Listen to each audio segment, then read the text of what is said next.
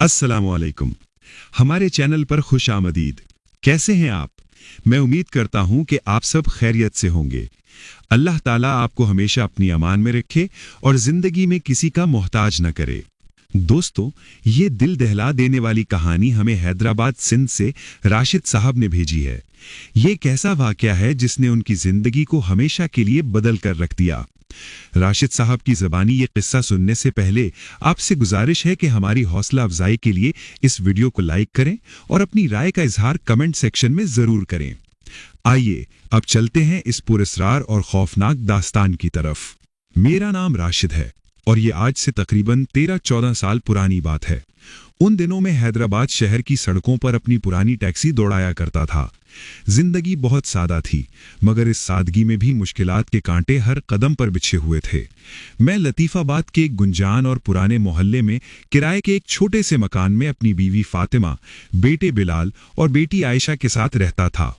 हमारा घर छोटा जरूर था, दीवारें पुरानी और सीलन ज़दा थीं, लेकिन वक्त के साथ साथ हमें इस घर के दरो दीवार से और इन दरो दीवार को हमसे एक उनसियत सी हो गई थी। वो मकान सिर्फ ईंट और गारे का ढांचा नहीं था, बल्कि हमारी खुशियों, गमों और अनगिनत दुआओं का गवाह था। मेरा रोज का मामूल एक ही डगर पर चलता था। सुबह 7 बजे आंख खुलती, फातिमा मुस्कुराते हुए चाय का कप थमाती, बच्चे स्कूल जाने की तैयारी में शोर मचाते और मैं नाश्ते का एक आध निवाला हलक से उतारकर अपनी पुरानी सी सफेद करोला गाड़ी की चाबी उठा लेता। वो गाड़ी भी मेरे साथ इतनी ही बूढ़ी हो चुकी थी जितने मेरे ख्वाब और मेरी थकन। उसकी बॉडी पर जगह जगह खराशें थे, इंजन कभी कभी खांसता था, लेकिन वो मेरी वफादार साथी थी। हर दिन एक जैसा ही तो होता था।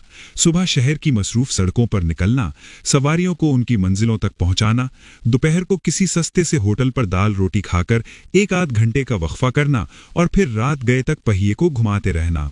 मैं अक्सर सोचता था कि मेरी जिंदगी भी इसी गाड़ी की तरह है, बस एक दायरे में घूम रही है, मंजिल का कोई सिरा हाथ नहीं आता। उस दिन भी सब कुछ मामूल के मुताबिक ही शुरू हुआ। सुबह का मौसम बड़ा खुशगवार था। आसमान पर रुई के गालों जैसे हल्के हल्के बादल तैर रहे थे और ठंडी हवा के झोंके जिस्म में एक अजीब सी ताजगी भर रहे थे। फातिमा ने नाश्ते के दौरान कहा, राशिद, वापसी पर दूध लेते आइएगा, और सुनिए, टीवी पर खबर आ रही थी कि शाम में तेज बारिश हो सकती है, अपना ख्याल रखिएगा। मैंने मुस्कुराकर उसे तसल्ली दी। हाँ, तुम फिक्र न करो, लेता आऊंगा। लेकिन मेरे दिल के किसी कोने में एक छोटी सी खुशी की लहर भी दौड़ गई थी, क्योंकि बारिश वाले दिनों में सवारियां ज्यादा मिलती थीं, खासतौर पर शहर के उन अंदरूनी इलाकों से जहां पब्लिक ट्रांसपोर्ट या रिक्शे आसानी से नहीं जाते। बारिश गरीब के लिए जहमत भी होती है और कभी कभी रहमत भी। मैंने बिस्मिल्लाह पढ़कर गाड़ी स्टार्ट की और दिन भर की मशक्कत के लिए निकल पड़ा। दोपहर तक सब ठीक रहा। मैंने कुछ सवारियां उठाईं, एक सरकारी दफ्तर से एक बाबू को सदर छोड़ा, फिर एक नौजवान लड़की को सिविल अस्पताल तक पहुंचाया। हर सवारी के साथ एक नई कहानी, एक नया चेहरा जुड़ता था। कोई अपनी खुशियां बांटता, कोई अपने दुखड़े सुनाता और मैं खामोशी से स्टीयरिंग थामे सुनता रहता। शाम के करीब जब मैं अपने घर के मोहल्ले के पास से गुजरा तो दिल ने कहा कि फातिमा को फोन करके हाल अहवाल पूछ लूं, लेकिन जेब से मोबाइल निकाला तो उसकी स्क्रीन अंधेरी थी, बैटरी खत्म हो चुकी थी। मैंने सोचा, चलो कोई बात नहीं, वापसी पर दूध लेते हुए किसी दुकान से चार्जिंग केबल भी खरीद लूंगा। जैसे जैसे शाम ढल रही थी, शहर की फिजा में एक अजीब सी बेचैनी और घुटन महसूस होने लगी थी। वो सुबह वाले रुई के गालों जैसे बादल अब सीसा पिलाई हुई दीवार की तरह गहरे और भारी हो चुके थे। ठंडी हवा अब नमी से बोझल थी और अपने साथ मिट्टी की सौंधी महक लिए फिर रही थी। सड़कों पर ट्रैफिक का इज्तिहाम बढ़ गया था। हर कोई बारिश शुरू होने से पहले अपने अपने घरों को पहुंचने की जल्दी में था। उस वक्त मैं कासिमाबाद के एक दाखिली रास्ते पर था जब बूंदाबांदी शुरू हो गई। गाड़ी के वाइपर्स ने अपनी सुस्त और थकी हुई चाल में शीशे पर गिरती बूंदों को साफ करना शुरू कर दिया। मैंने गाड़ी का हीटर ऑन कर दिया ताकि शीशों पर धुंध न जमे। आसमान ऐसे लग रहा था जैसे किसी भी लम्हे फट पड़ेगा और सारा पानी जमीन पर उंडेल देगा। मैंने दिल में सोचा कि शायद 1-2 आखिरी सवारियां और मिल जाएं तो आज की दिहाड़ी अच्छी बन जाएगी, फिर घर की राह पकड़ता हूं। रात के तकरीबन 11:30 बज चुके थे। बारिश अब मूसलाधार बरस रही थी और शहर की रोशनियां धुंधला गई थी। सड़कों पर जगह जगह पानी के तालाब बन चुके थे और कुछ नशीदी इलाकों में तो पानी इतना भर गया था कि छोटी गाड़ियां और मोटरसाइकिलें बंद हो रही थीं। मैं उस वक्त रानी बाग के करीब से गुजर रहा था, जो रात के वक्त वैसे भी काफी सुनसान हो जाता है। गाड़ी की हेडलाइट्स बारिश की बौछार को चीरती हुई आगे का रास्ता दिखा रही थी। इसी लम्हे मेरी नजर सड़क के किनारे खड़ी एक ज़ईफ सी औरत पर पड़ी। वो बारिश में पूरी तरह भीग चुकी थी और अपने कांपते हुए हाथ से मुझे रुकने का इशारा कर रही थी। उसके पास एक बड़ा सा थैला भी रखा था जो कीचड़ और पानी में लथपथ हो रहा था। एक लम्हे को मेरे दिल में ख्याल आया कि इतनी रात गए इस तूफानी बारिश में इस सुनसान जगह पर यह बूढ़ी औरत क्या कर रही है। लेकिन फिर उसकी बेबसी देखकर दिल पसीज गया। मैंने गाड़ी आहिस्ता की और उसके करीब जाकर रोकी, फिर मुसाफिर साइड का शीशा नीचे किया। बेटा, हुसैनाबाद जाना है, बहुत जरूरी काम है। उसकी आवाज कपकपा रही थी, मगर लहजे में एक अजीब सी नरमी और आजिज़ी थी। ऐसा लहजा जो सालों की मशक्कत और बेकसी के बाद ही वजूद में आता है। मैंने उसकी हालत देखी तो इनकार न कर सका। आ जाएं अम्मा, बैठ जाएं। वो बोली, बस बेटा, पहले मेरा ये सामान पिछली सीट पर रखवा दो, मेरी कमर में पुराना दर्द है, मुझसे उठाया नहीं जाएगा। मैंने इस बात में सर हिलाया, गाड़ी का दरवाजा खोला और उसका थैला उठाने के लिए बाहर निकला। बारिश की ठंडी बूंदें मेरे सर और कपड़ों पर पड़ी तो एक लम्हे को कपकपाहट तारी हो गई। मैंने झुककर थैले को दोनों हाथों से पकड़कर उठाना चाहा, लेकिन वो मेरी तवक्को से कहीं ज्यादा भारी था। ऐसा महसूस हुआ जैसे इसमें सिर्फ कपड़े नहीं बल्कि लोहे या किसी धात की कोई भारी चीज भी रखी हो। खैर, मैंने बमुश्किल उसे उठाकर पिछली सीट पर रखा और दरवाजा बंद किया। वो बूढ़ी औरत आहिस्ता आहिस्ता सहारा लेकर अगली सीट पर आ बैठी। उसके भीगे कपड़ों से पानी टपककर गाड़ी के मैट को गीला कर रहा था और एक अजीब सी नमी की बू पूरे गाड़ी में फैल गई। मैंने गाड़ी दोबारा स्टार्ट की और हुसैनाबाद की समत रवाना हो गया। हम दोनों खामोश थे। बाहर बारिश का शोर, वाइपर्स की टिक टिक और टायरों के नीचे से उड़ते पानी की आवाज के सिवा कोई तीसरी आवाज न थी। सफर के दौरान मुझे कई बार ये अजीब सा एहसास हुआ जैसे उस औरत की नजरें मुझ पर जमी हुई हैं। मैं जब भी कननखियों से उसकी तरफ देखता, वो फौरन नजरें फेर कर खिड़की से बाहर झांकने लगती, जैसे बारिश की बूंदों को गिन रही हो। गाड़ी के अंदर नमी और पुराने कपड़ों की मिलीजुली महक, बाहर बारिश का मुसलसल शोर और सड़कों पर बहते पानी का मंजर, ये सब मिलकर माहौल को और भी पुरअसरार और खौफजदा कर देने वाला बना रहे थे। हमने शहर के जाने पहचाने रास्ते छोड़ दिए और अब ऐसी अंदरूनी निस्बतन वीरान गलियों का रुख किया जहां मैं पहले कभी नहीं आया था। मुझे हैरत हो रही थी कि वो हुसैनाबाद के इस अनजान और वीरान हिस्से में क्यों जाना चाहती है, मगर मैंने कुछ पूछना मुनासिब न समझा। शायद उसका घर यहीं कहीं हो। गलियां तंग होती जा रही थी और स्ट्रीट लाइट्स भी कहीं कहीं जल रही थी। बारिश की वजह से हर तरफ अंधेरा और भी गहरा लग रहा था। आखिरकार उसने एक ऐसी गली में पहुंचकर कहा जहां दूर दूर तक कोई और गाड़ियां इंसान नजर नहीं आ रहा था। बस बेटा, यहां रोक लो, वो जो सामने खाली सा मकान है वही मेरा है। मैंने गाड़ी रोकी और उसकी बताई हुई सिमत में देखा। वो गली वाकई बिल्कुल खाली और तारीक थी। दोनों तरफ पुराने बंद और टूटे फूटे मकानात थे, जिनके दरवाजों और दीवारों पर सब्ज काई और सीलन की लकीरें बनी हुई थी। ऐसा लगता था जैसे यहां सदियों से कोई नहीं रहता। जिस मकान की तरफ उसने इशारा किया था वो बाकी घरों से भी ज्यादा उजाड़ और खौफनाक नजर आ रहा था। उसका बड़ा सा लकड़ी का दरवाजा आधा खुला था और अंदर घुप अंधेरा था। मुझे लगा जैसे ये मकान किसी आसेब ज़दा कहानी का मरकजी किरदार हो। मेरे दिल में एक अनजाना सा खौफ सर उठाने लगा। इतनी रात को इस वीराने में, इस खंडर जैसे घर में ये अकेली बूढ़ी औरत क्या कर रही है? लेकिन फिर उसकी बेबसी देखकर दिल पसीज गया। मैंने गाड़ी आहिस्ता की और उसके करीब जाकर रोकी, फिर मुसाफिर साइड का शीशा नीचे किया। बस बेटा, ये थैला अंदर रखवा दो, फिर तुम चले जाना, मैं खुद दरवाजा बंद कर लूंगी। उसकी आवाज पुरसुकून थी, लेकिन मेरे अंदर एक बेचैनी की लहर दौड़ गई। मैंने एक लम्हे को सोचा कि इसे यहीं छोड़कर चला जाऊं, लेकिन फिर ख्याल आया कि इतनी रात को एक बूढ़ी औरत की मदद करना सवाब का काम है, और फिर वो थैला वाकई बहुत भारी था। वो अकेले उसे कैसे उठाती? मैं गाड़ी से उतरा। बारिश अब हल्की होकर फुहार में बदल चुकी थी। मैंने पिछली सीट से वो भारी थैला निकाला और आहिस्ता आहिस्ता उसके पीछे चलने लगा। उसके कदमों में कोई लड़खड़ाहट नहीं थी। वो सीधे उस खंडरनुमा मकान के खुले दरवाजे की तरफ बढ़ रही थी। जैसे ही मैं उसके पीछे दहलीज पार करके अंदर दाखिल हुआ, मेरे इर्द गिर्द एक अजीब सी गहरी खामोशी छा गई। दरवाजे की पुरानी लकड़ी ने एक हल्की सी चरचराहट के साथ मेरी आमद का स्वागत किया। बाहर बारिश की आवाज जो अभी तक मेरे कानों में गूंज रही थी, अंदर आते ही जैसे मद्धम पड़ गई हो, या शायद अंदर की खामोशी इतनी गहरी थी कि बाहर की आवाजें बेमायनी हो गई हों। घर के अंदर हर तरफ घोपा अंधेरा था। सिर्फ दरवाजे से आती हुई बाहर की धुंधली रोशनी की एक लकीर जमीन पर फैली हुई थी, जिससे गर्द और मिट्टी के जर्रात हवा में मुअल्लक नजर आ रहे थे। फजा में एक अजीब सी बासी, सीलन ज़दा और गली सड़ी लकड़ी की बास रची हुई थी, जैसे कई सालों से ये दरो दीवार बारिश का पानी चूसते रहे हों और कभी सूरज की रोशनी न देखी हो। ये कहाँ रखना है अम्मा? मैंने अपनी आवाज को काबू में रखते हुए नरमी से पूछा, क्योंकि अंधेरे में मुझे अपना हाथ तक दिखाई नहीं दे रहा था। बस अंदर वाले कमरे में रख दो, जो सामने है। उसका लहजा अब भी उतना ही पुरसुकून था, न कोई जल्दी न कोई घबराहट, जैसे उसे पूरा यकीन हो कि हर चीज अपनी जगह पर है और उसे किसी चीज की फिक्र नहीं। मैंने आहिस्ता आहिस्ता कदम आगे बढ़ाए।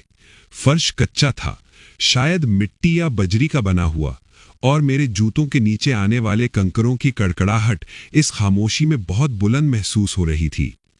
जैसे जैसे मैं अंदर जा रहा था, मेरे कदमों से हल्के हल्के छींटे उड़ने का एहसास हो रहा था, गोया फर्श पर जगह जगह पानी खड़ा हो। सामने एक दरवाजे का धुंधला सा हयोला नजर आया, लकड़ी का एक पुराना दरवाजा, जिस पर कभी सफेद रंग हुआ करता था, मगर अब जगह जगह से उखड़ा हुआ था। मैंने हाथ बढ़ाकर दरवाजे को धकेला। वो एक तेज और कड़ी ही चरचराहट की आवाज के साथ खुल गया। कमरे के अंदर मजीद गहरा अंधेरा था, लेकिन शायद इस कमरे की टूटी हुई खिड़की से बाहर गली की रोशनी का कोई अक्स आ रहा था, या फिर आसमान पर चमकने वाली बिजली के कौंधने से कमरे की एक झलक नजर आ जाती थी। मैंने वो भारी थैला कमरे के कोने में रख दिया और वापस मुड़ने लगा। उस थैले को रखते हुए एक धप की आवाज गूंजी, जिससे लगा कि उसमें वाकई कोई ठोस और वजनी शय है।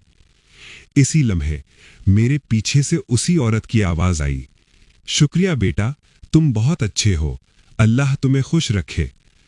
उसकी आवाज में एक अजीब सा ठहराव और सुकून था, ऐसा सुकून जो किसी गहरी नींद में ख्वाब देखते हुए बोलने वाले की आवाज में होता है। मैं दरवाजे से बाहर निकला तो देखा कि वो वहीं सहन के बीच में खड़ी थी। बाहर से आती हल्की रोशनी में उसका चेहरा धुंधला और गैर वाज़ेह नजर आ रहा था।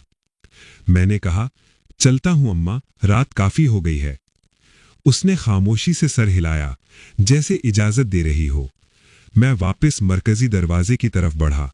बारिश अब तकरीबन थम चुकी थी, अलबत्ता ठंड बढ़ गई थी।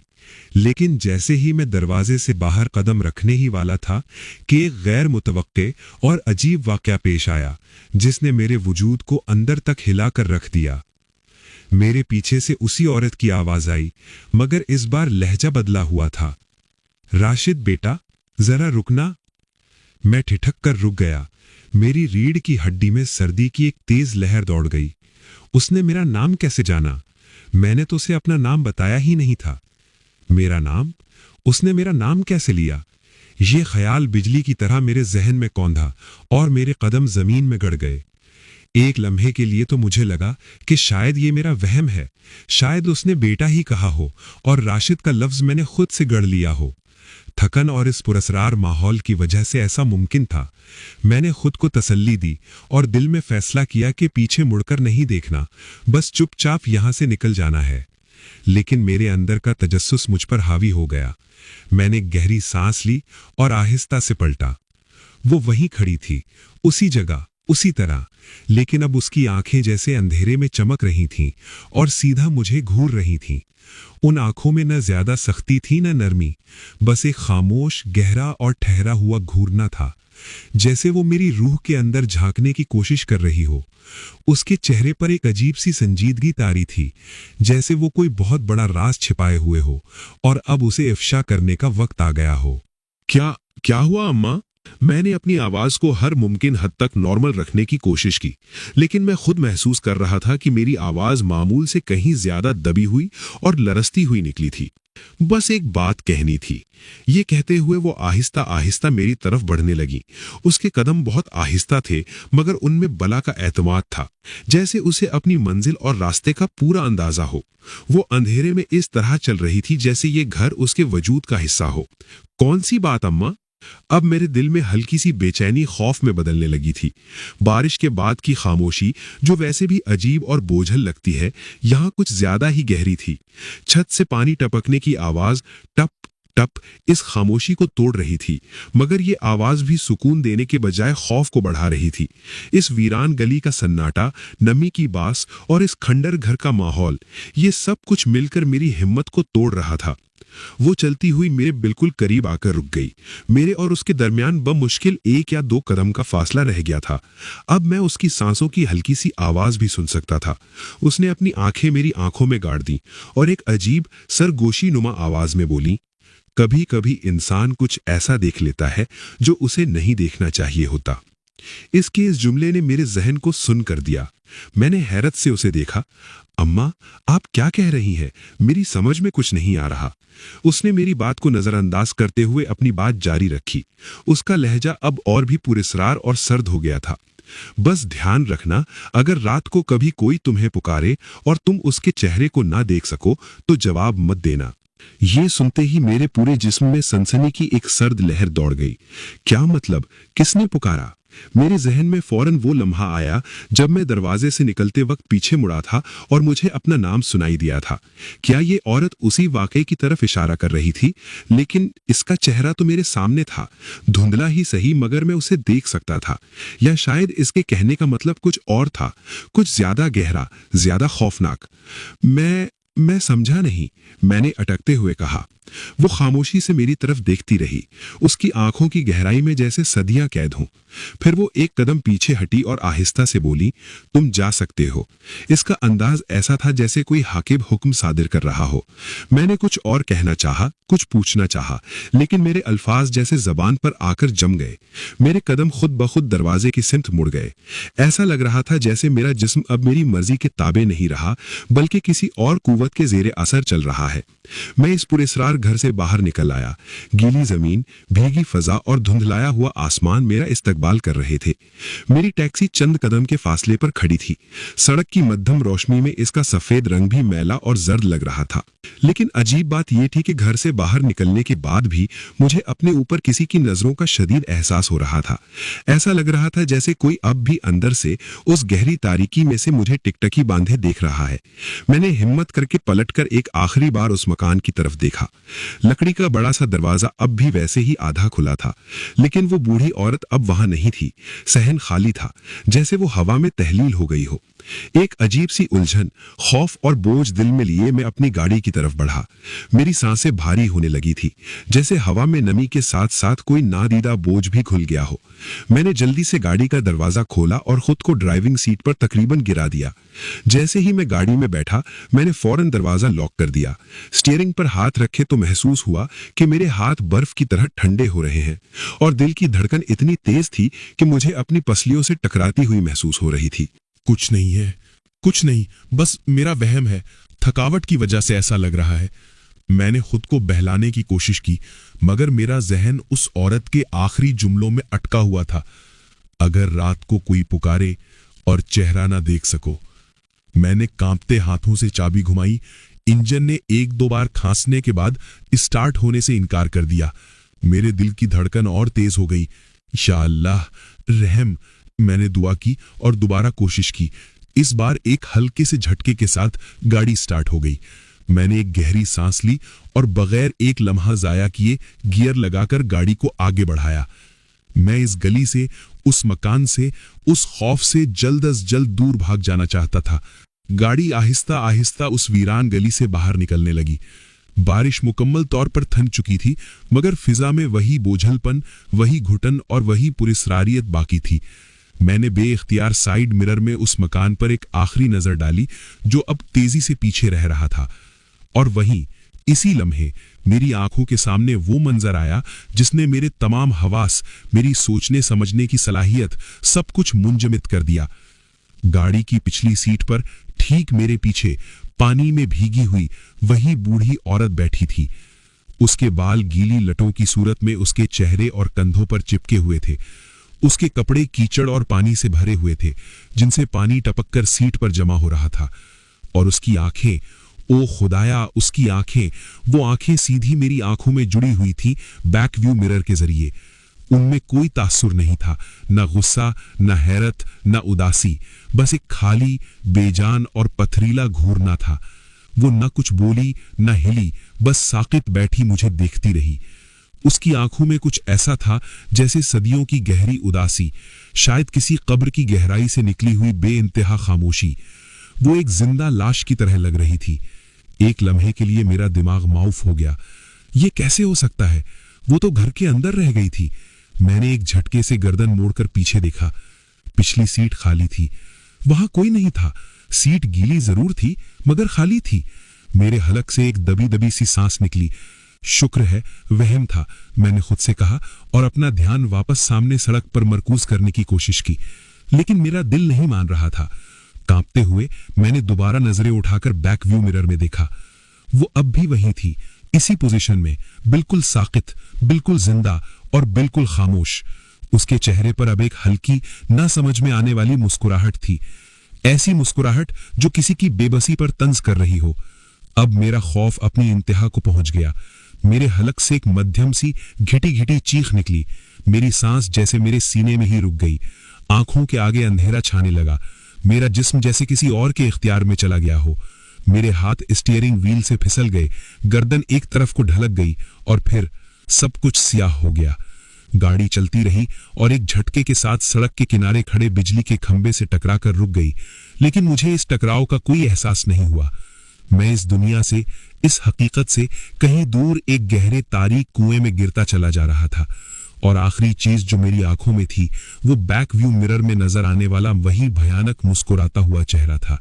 पता नहीं कितना वक्त गुजरा था, 1 घंटा, 2 घंटे या शायद पूरी रात। जब मेरी आंखें खुली तो दिन की हल्की रोशनी फैलना शुरू हो चुकी थी। फज्र का वक्त हो रहा था। मेरे सर में एक शदीद, नाकाबिले बर्दाश्त दर्द की टीसें उठ रही थीं और मेरे जिस्म का हर हिस्सा दुख रहा था, जैसे किसी ने मुझे बुरी तरह मारा पीटा हो। मैं जमीन पर कीचड़ और पानी में लथपथ पड़ा था। मेरी गाड़ी मेरे करीब ही खड़ी थी। उसका अगला हिस्सा बिजली के खंभे से टकराने की वजह से पिचक गया था। मेरे इर्द गिर्द 3-4 आदमी खड़े थे और फिक्रमंदी से मुझे देख रहे थे। शायद ये सुबह की नमाज के लिए मस्जिद जाने वाले लोग थे। ओ भाई, होश में आ जाओ, खैरियत तो है? यहां इस हालत में क्यों पड़े हो? उनमें से एक ने आगे बढ़कर मुझे सहारा देते हुए कहा।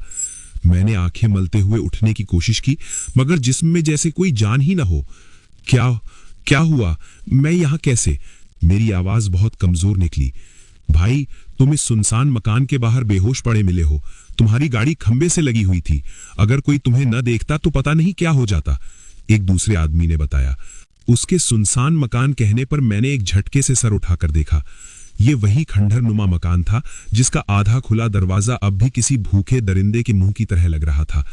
मेरे जहन में रात के तमाम वाकयात एक फिल्म की तरह चलने लगे। वो बूढ़ी औरत, उसका भारी थैला, उसकी पुरस्रार बातें और फिर गाड़ी की पिछली सीट पर उसका वो भयानक अक्स। मैं एक बूढ़ी अम्मा को यहाँ छोड़ने आया था। वो इसी मकान के अंदर गई थी। उनका सामान, मैंने हकलाते हुए कहा। वो सब आदमी एक दूसरे का मुंह देखने लगे। उनके चेहरों पर हैरत और किसी हद तक खौफ के तासुरात थे। फिर उनमें से जो सबसे उम्र रसीदा लग रहा था वो आगे बढ़ा और बोला, बेटा, किसकी बात कर रहे हो? यहां तो कोई नहीं रहता। ये मकान तो पिछले 10-15 साल से बंद पड़ा है, वीरान है बिल्कुल। नहीं, मैं झूठ नहीं बोल रहा। मैं खुद अंदर गया था। मैंने उसका भारी थैला अंदर वाले कमरे में रखा था। वो औरत, वो मुझसे बात कर रही थी। मेरी आवाज अब लड़खड़ा रही थी और आंखों में आंसू आने को थे। मुझे लग रहा था कि मैं पागल हो रहा हूं। एक और आदमी जो शायद उसी मोहल्ले का रिहायशी था मेरे करीब आया और मेरे कंधे पर हाथ रखते हुए बोला, देखो भाई, तुम शायद थके हुए हो या किसी गलत फहमी का शिकार हो। इस घर का मालिक अनवर साहब कई साल पहले दिल का दौरा पड़ने से इंतकाल कर गए थे, लेकिन उनकी बीवी कुलसूम बीबी, वो पुरस्रार तौर पर गायब हो गईं। कुछ हफ्तों बाद उनकी लाश उसी घर के अंदर वाले कमरे से मिली थी। किसी को नहीं पता कि उनके साथ क्या हुआ था। कुछ लोग कहते हैं उन्होंने खुदकुशी की, कुछ कहते हैं उनका कत्ल हुआ। उस दिन से ये घर बंद है और मोहल्ले वाले इसे मनहूस समझते हैं। रात को तो क्या, दिन में भी कोई इस गली से गुजरने की हिम्मत नहीं करता। कहते हैं कि आज भी कुलसूम बीबी की रूह उसी घर में भटकती है। ये सुनकर मेरे पैरों तले से जमीन निकल गई। मेरे हाथ पैर लरजने लगे। मेरे जहन में वो सारा मंजर एक बार फिर ताजा हो गया।